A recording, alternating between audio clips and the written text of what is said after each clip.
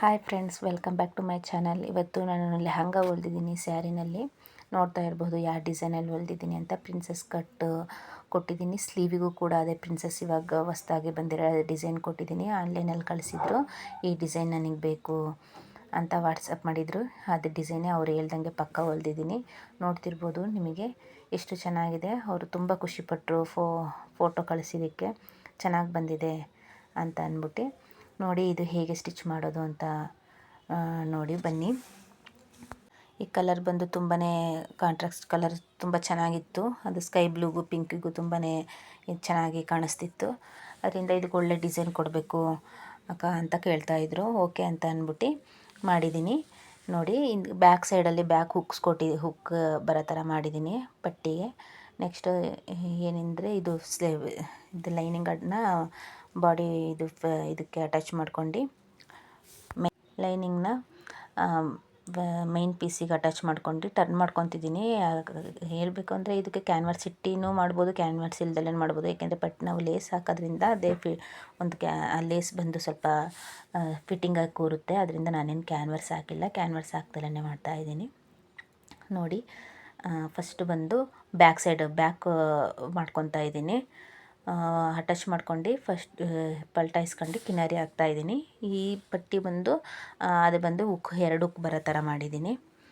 ನೋಡ್ತಾ ಇರ್ಬೋದು. ಚೆನ್ನಾಗಿ ತಿರ್ಸ್ಕೋಬೇಕು. ಒಳಗಡೆ ಲೂಸ್ ಬಿಡ್ದಲ್ಲೇ ಕಿನಾರಿ ಕರೆಕ್ಟಾಗಿ ಪಕ್ಕ ಹಾಕ್ಕೋಬೇಕು.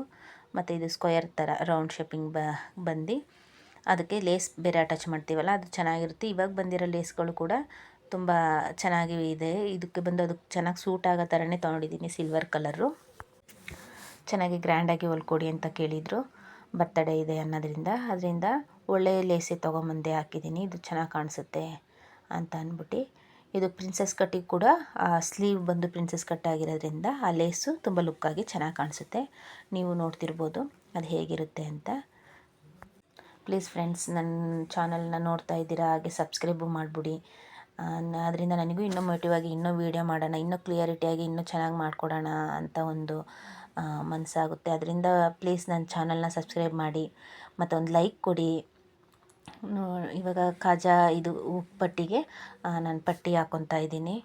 ನೋಡ್ತಿರ್ಬೋದು. ಅಲ್ಲಿಗೆ ಬಂದು ಮೇಲ್ಗಡೆ ಪಟ್ಟಿ ಥರ ಬರೋದಕ್ಕೆ ಎರಡು ಹುಕ್ ಬರೋ ಥರ ಆ ಥರ ಬಿಟ್ಕೊಂಡಿದ್ದೀನಿ.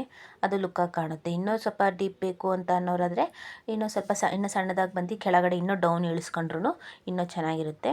ಇದು ಸ್ವಲ್ಪ ಚಿಕ್ಕ ಹುಡುಗಿ ಆಗಿರೋದ್ರಿಂದ ಇಷ್ಟು ಡೀಪ್ ಇದ್ರೇ ಸಾಕು ಅಂತ ಮಾಡಿದ್ದೀನಿ. ನೋಡ್ತಾ ಇರ್ಬೋದಲ್ಲ ಫ್ರೆಂಡ್ಸ್, ಇದು ತುಂಬಾ ಚೆನ್ನಾಗಿ ಲುಕ್ಕಾಗಿ ಕಾಣುತ್ತೆ. ಈ ಡಿಸೈನ್ ಒಂದು ಲೆಹಂಗಾಗೆ ಬ್ಲೌಸ್ ಕೂಡ ಇದು ಚೆನ್ನಾಗಿ ಬರುತ್ತೆ. ಲೆಹಂಗಾಗಿಟ್ರೂ ಚೆನ್ನಾಗಿ ಇರುತ್ತೆ, ಬ್ಲೌಸಿಗೂ ಚೆನ್ನಾಗಿರುತ್ತೆ. ಒಂದ್ಸಲಿ ನೀವು ಈ ಡಿಸೈನ್ನ ಒಂದ್ಸಲಿ ಟ್ರೈ ಮಾಡಿ ನೋಡಿರಿ.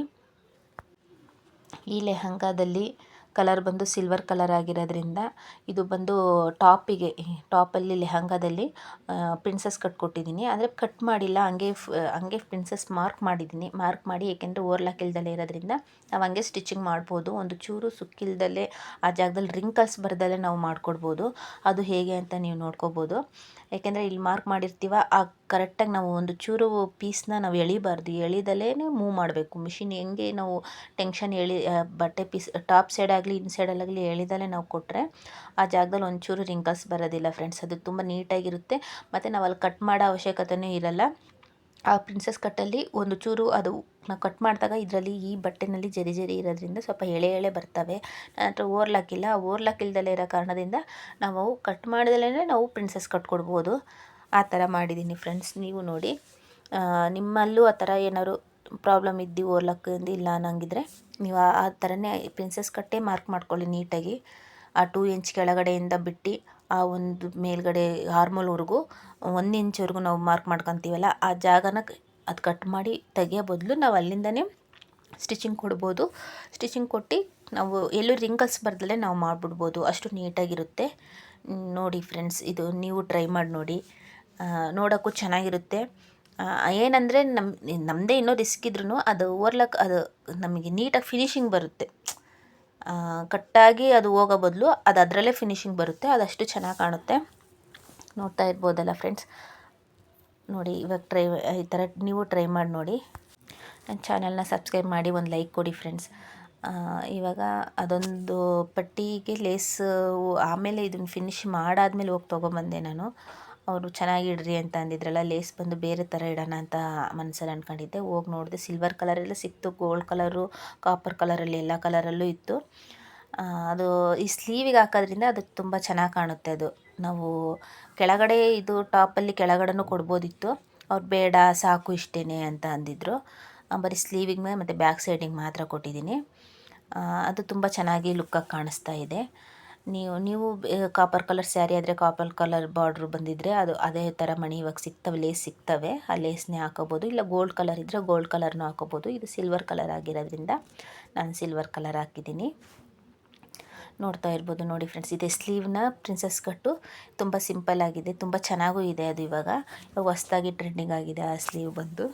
ಈ ಲೆಹಂಗಾಗೆ ಬ್ಲೌಸ್ಗಿನ್ನ ಲೆಹಂಗಾಗೆ ಅದು ಲುಕ್ಕಾಗಿ ಕಾಣಿಸುತ್ತೆ. ಲೆಹಂಗಾಗೆ ಇದೊಂದ್ಸಲಿ ಟ್ರೈ ಮಾಡಿ ನೋಡಿ. ಲೆಹಂಗಾದಲ್ಲಿ ಬಂದು 1.5 ಬರಬೇಕು ಫಿಲ್ಟ್ ಅಂತ ಕೇಳಿದರು. ಅದೇ ಥರ ಇಟ್ಕೊಟ್ಟಿದ್ದೀನಿ. ಏಕೆಂದರೆ ಚಿಕ್ಕದಾಗಿದ್ದು ಚೆನ್ನಾಗಿ ಕಾಣಿಸುತ್ತೆ, ಅದರಿಂದ ಆ ಥರ ಕೇಳಿದರು. ಆಯಿತು, ಅದೇ ಥರನೇ ಇಟ್ಕೊಟ್ಟಿದ್ದೀನಿ. ಆ ಲೆಹಂಗಾ ಕೂಡ ನೀವು ನೋಡಿರ್ಬೋದು ಎಷ್ಟು ನೀಟಾಗಿ ಎಷ್ಟು ಚೆನ್ನಾಗಿ ಬಂದಿದೆ ಅಂತ. ಅದರಲ್ಲಿ ಸೈಡಲ್ಲೆಲ್ಲ ಆ ಜರಿ ಬರ್ದಿಲ್ದಂಗೆ ಕ್ಲೀನಾಗಿ ಫೋಲ್ಡ್ ಮಾಡಿ ಕೂಡ ಕೊಟ್ಟಿದ್ದೀನಿ, ಹೊರ್ಲಕ್ಕಿಲ್ಲ ಅಂತ ಅಂದ್ಬಿಟ್ಟು. ಹೊರ್ಲಕ್ಕಿಲ್ದಲೇ ಮಾಡ್ತಾಯಿದ್ರು ಅಷ್ಟೇ ಫಿನಿಶಿಂಗ್ ಕೊಡ್ತಾಯಿದ್ದೀನಿ. ನೋಡ್ತಾ ಇರ್ಬೋದು ನೀವೇ, ಅಷ್ಟು ಚೆನ್ನಾಗಿ ಬರ್ತಾ ಇದೆ. ಬಟ್ಟೆಗಳು ಅದು ಆ ಒಂದು ಕಾರಣ ಹೇಳಲ್ಲ ಯಾರೂ, ಏಕೆಂದರೆ ನಾನು ಅವರಿಗೆ ಒಂದು ಚೂರು ಹೊರಗಡೆ ಕಾಣಿಸ್ಲಿಲ್ದಂಗೆ ಆ ಜರಿ ಒಂದು ಕಚ್ಚಾ ಕಾಣಿಸ್ತಿಲ್ದಂಗೆ ಮಾಡಿಕೊಡೋದ್ರಿಂದ ಅದೆಲ್ಲ ಅನ್ನೋ ಪ್ರಾಬ್ಲಮ್ಸ್ ಹೇಳಲ್ಲ. ಅಷ್ಟು ನೀಟಾಗಿ ಮಾಡಿಕೊಡ್ತಾ ಇದ್ದೀನಿ ಫ್ರೆಂಡ್ಸ್. ನೀವು ಈ ಥರ ಟ್ರೈ ಮಾಡಿ ನೋಡಿ. ಬ್ಲೌಸ್ ಹೊಲಿಯೋದಾಗಲಿ, ಇನ್ನೋಟ್ ಮಾಡೋದಾಗಲಿ, ಈ ಶೋಲ್ಡ್ರ್ ಹತ್ರ ಇನ್ನೋಟ್ ಮಾಡೋದಾಗಲಿ ಮಾಡಿಕೊಟ್ರೆ ಅವರಿಗೂ ಆ ಪ್ರಾಬ್ಲಮ್ ಬರಲ್ಲ. ಈ ಒಂದು ನಾವು ಸ್ಲೀವ್ ಅಟ್ಯಾಚಲ್ಲಿ ಕಾಣಿಸ್ಬೋದು ಆ ಜರಿ. ಆ ಸ್ಲೀವ್ ಅಟ್ಯಾಚಿಗೆ ಏನು ಮಾಡಬೇಕು ಅಂದರೆ ಡಬಲ್ ಸ್ಟಿಚ್, ಒಂದು ಸೈಡ್ ತುದಿನಲ್ಲಿ ಸ್ಟಿಚ್ ಹಾಕಿ ಜರಿ ಬರ್ದಲೇ ಇರೋ ಥರ. ಆಮೇಲೆ ನೆಕ್ಸ್ಟ್ ನಾವು ಅಟ್ಯಾಚಿಂಗ್ ಮಾಡ್ತೀವಲ್ಲ ಆ ಜಾಗದಲ್ಲೂ ಸ್ಟಿಚ್ ಇದ್ದರೆ ಆ ಪ್ರಾಬ್ಲಮ್ ಅದರಲ್ಲೂ ಬರೋದಿಲ್ಲ. ಇನ್ನೇನು ಬಾಡಿ ಸೈಡ್ ಅಟ್ಯಾಚಲ್ಲಿ ನಾವು ಹಂಗೆ ಫೋಲ್ಡಿಂಗ್ ಮಾಡಿ ಇನ್ನೋಡ್ ಥರ ಫೋಲ್ಡಿಂಗ್ ಮಾಡಿದ್ರೆ ಸಾಕು, ಅಲ್ಲೂ ಕಾಣಿಸೋದಿಲ್ಲ. ಮತ್ತು ಲೆಹಂಗಾ ಕೆಳಗಡೆ ಆ ಬಾಟಮಲ್ಲೂ ಕೂಡ ನಾನು 2 ಸೈಡೂ